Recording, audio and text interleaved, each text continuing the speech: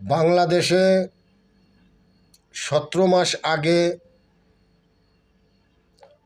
আমরা এমন একটি অন্তর্বর্তীকালীন সরকার পেয়েছিলাম, তার প্রশংসা না করলেই নয়, তার প্রশংসা করতেই হয়।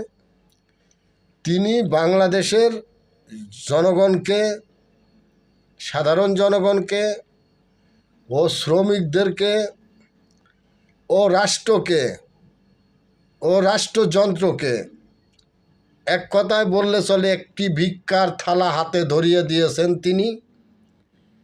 এটা বাংলাদেশের সৌভাগ্য, বাংলাদেশের জনগণের সৌভাগ্য যে নোবেল বিজয়ী একজন উপদেষ্টা সরকারের প্রধান ছিলেন, তিনি খুব প্ল্যান করে বাংলাদেশের জনগণকে ভিক্ষার থালা হাতে ধরিয়ে দিয়েছেন, এতে কোনো সন্দেহ নেই। ধন্যবাদ সবাই। আমার ভিডিওটি ভালো লাগলে সাবস্ক্রাইব ও শেয়ার করিবেন